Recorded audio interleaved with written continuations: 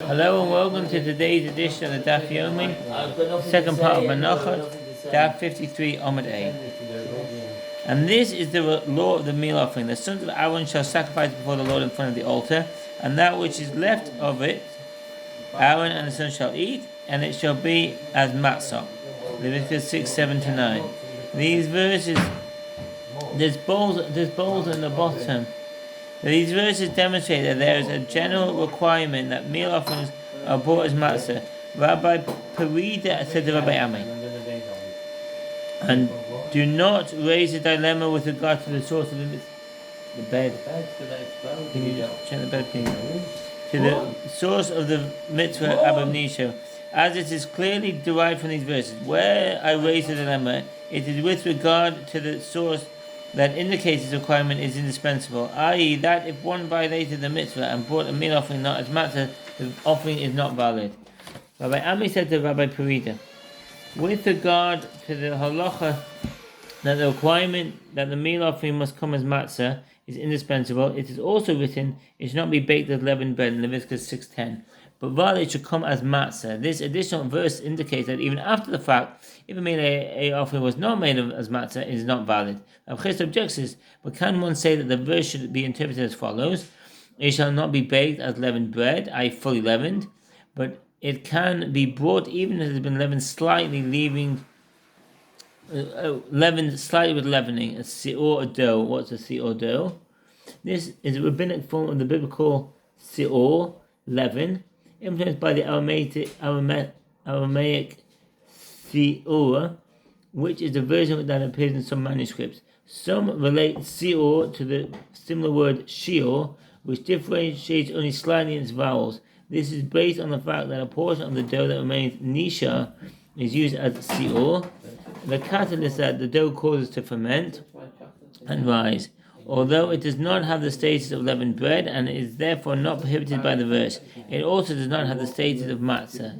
The Gemara analyzed Rav Chisda's objection as a dispute among the sages with regard to the definition of si'or. See Pesachim 48b. According to Rabbi Meir, si'or is dough at the beginning of the leavening process when its surface has become pale. Conversely, Rabbi Yehuda maintains that si'or is dough that has been leavened to the point that it has cracks that look like antennae of locusts. In this light, the Gemara inquires, this si'or mentioned by Rav Chisda is his suggested interpretation of the verse is in accordance with whose opinion. If he is referring to si'or as defined by Rabbi Meir, then according to the opinion of Rabbi Yehuda, Rav Chisda's objection does not rise, as Rabbi Yehuda maintains that this is a full-fledged matzah.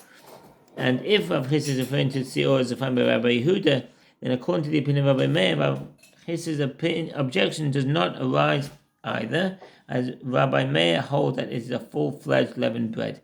Furthermore, Rav Chisda is referring to si'or as defined by Rabbi Meir, and even according to the opinion of Rabbi Meir himself, the objection does not arise.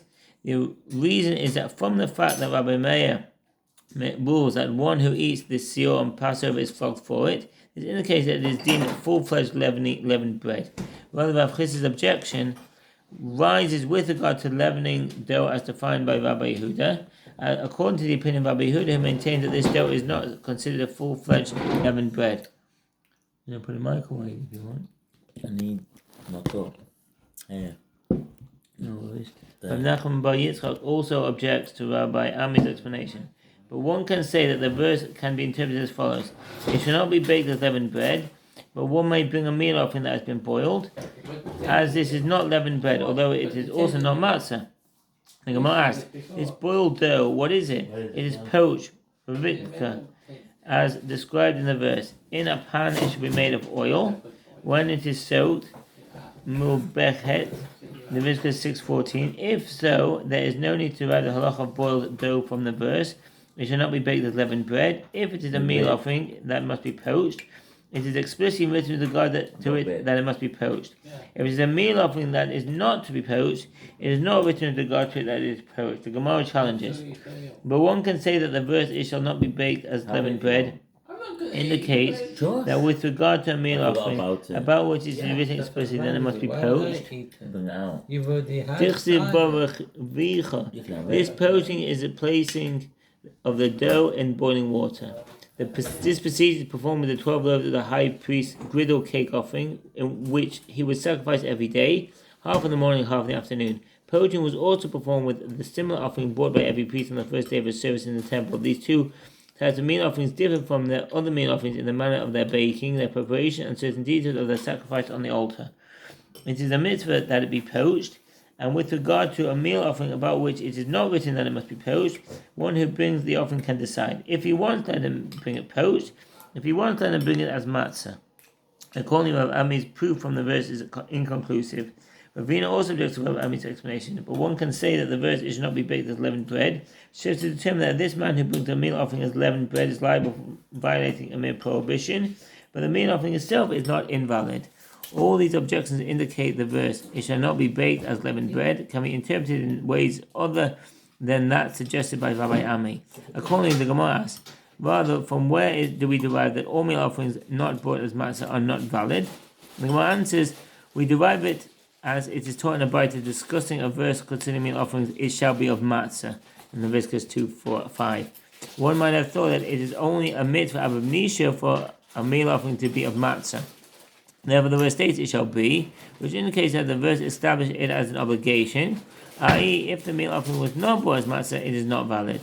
Rabbi Perida raised another dilemma before Rabbi Ami. From where is it derived with regard to all meal offerings? Then it must be brought as matzah that they are needed with lukewarm water. What's the footnote? Menachot Daf Shenilomos v'chulo. The commentator explained that Rabbi Perida's dilemma does not refer to statements, but only to the requirement to watch over the dough. There is no need to ask about the reason to knead the dough with lukewarm water, as using lukewarm water produces a better dough. Some commentaries know that according to the opinion of the Muhammad Hashem Interactive Besachim, the halacha to watch over matzah does not apply if one kneads dough with oil and without water. It's possible that Rabbi Perida's dilemma also refers to the halacha of kneading meal offerings in lukewarm water, which is obligatory only in order to allow for fulfillment of the halacha of watching over the matzah. And that's in the Chazon Ish. With lukewarm water. All meal offerings that are baked must be kneaded with lukewarm water, and one must pay careful attention that they do not become leaven. Rambam Sefer Vod Hilchot Maaseh Korbanot 12:21, so that the dough will be baked well, as only a small amount of oil is added, and that one must watch over them to ensure that they do not become leavened. What's the footnote? Stop it. Shalmon Shalo Ya'at Mitzu. The commentaries disagree as to the nature of the requirement to watch over dough in the case of meal offerings. Some say the Beit Halacha is that one must act for the sake of matzah. In other words, in all stages of preparation, including kneading and baking, not only must he take care that the dough not become leavened, one must also have in mind that he's watching over it for the purpose of the mitzvah that the meal offering be made of matzah. It is unclear whether this requirement is indispensable, i.e. whether the meal offering is disqualified if one took care that it did not become leavened, but did not knead it and bake it for the sake of matzah, and that's the Chazon Ish. Others claim that since the verse does not state explicitly that one must watch over a meal offering, as it merely states it shall be of matzah, the obligation to act for the sake of matzah does not apply, and there is merely a requirement to take care that the dough should actually be matzah, and that's in the Shevet Levi. While kneading and shaping them. Was it an old tin? I think it's might have They gone don't off. go off. There's a date on the tin. Should be alright. It doesn't taste that right. Maybe the jam. I don't think it's that fresh. Shall we derive this The halacha jam. from the prohibition concerning Smell it, leavened it bread doesn't smell on the like- I've festival seen of a lot of Passover? it, don't think As it's it is that good. written, and you shall watch over the matzah. I'm gonna have to get rid of it. It might be the jam, not jam. No, but I've eaten quite a lot and I'm like, I can't continue. Okay. No worries. Exodus 12:17, which indicates that one must watch over any dough that is supposed to be made into matzah to ensure that it does not become leavened. No worries there.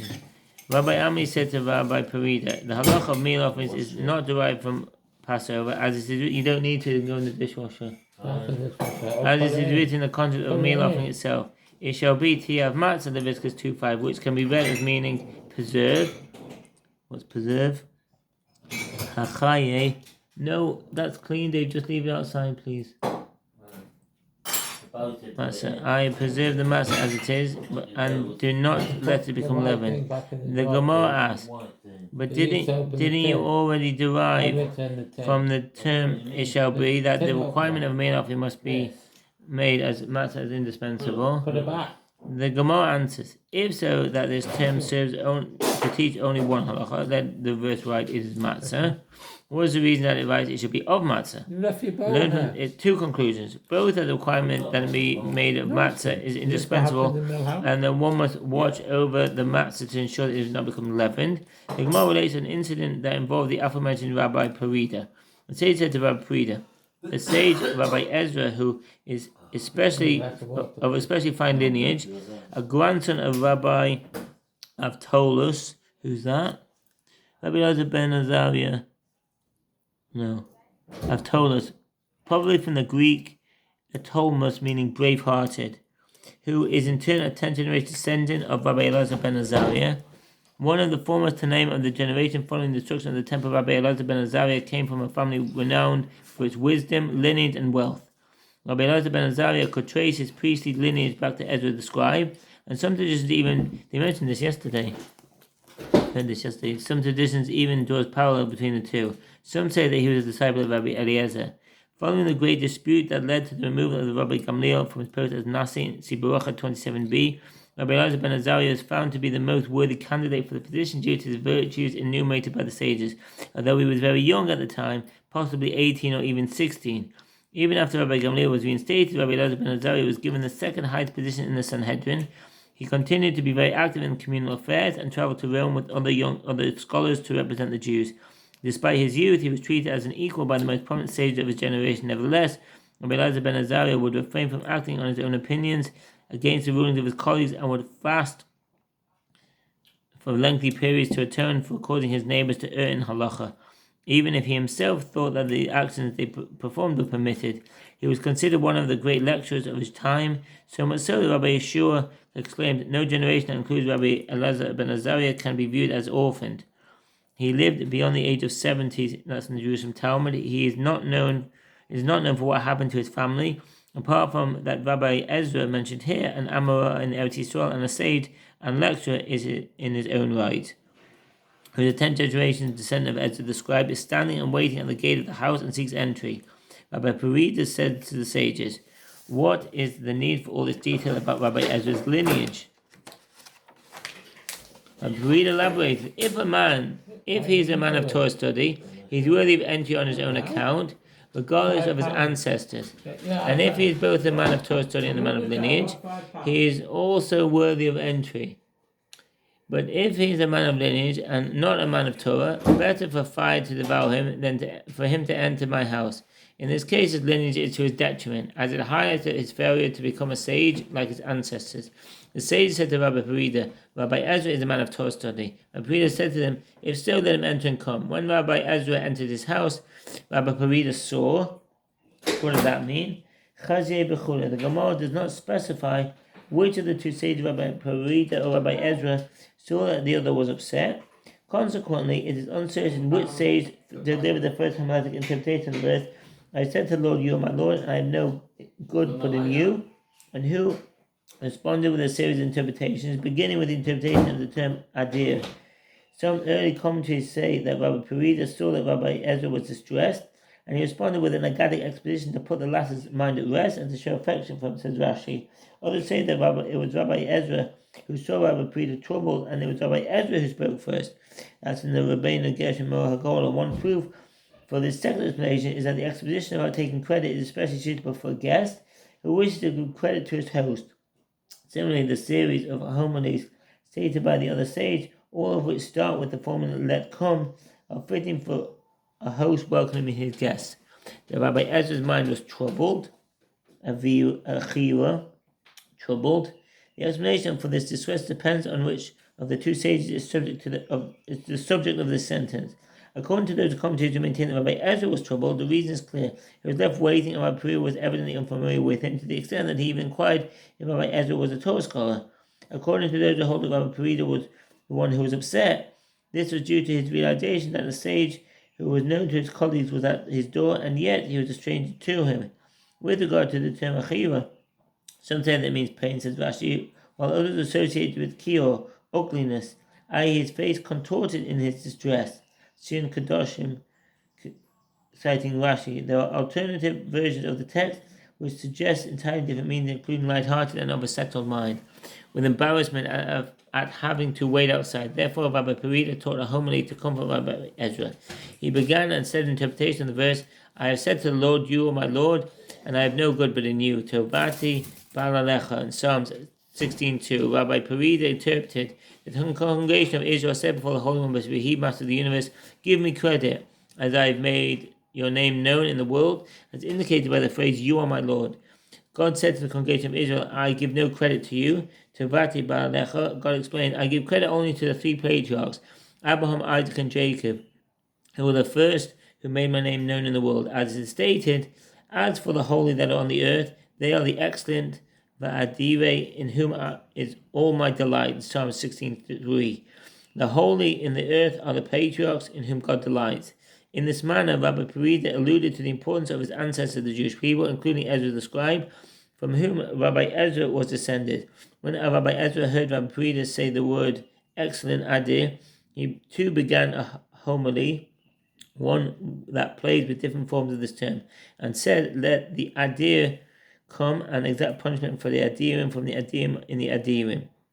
Rabbi Ezra explained this statement. With regard to adir in the phrase, let the adir come, this is the Holy One, blessed be He, as it's written, the Lord on high is mighty, adir, Psalms 93:4. In the phrase, and exact punishment for the adirim, these adirim are the Jews, as it is stated, the excellent Vadire, in whom is all my delight, in Psalm 16:3. In the phrase, from the adirim, these adirim are the Egyptians, as it is written regarding the splitting of the Red Sea. The mighty adirim sank as lead in the waters, Exodus 15:10. In the phrase, in the adirim, these adirim are the waters, as is stated above the voices of many waters, the mighty adirim, breakers of the sea, in Psalms 93:4.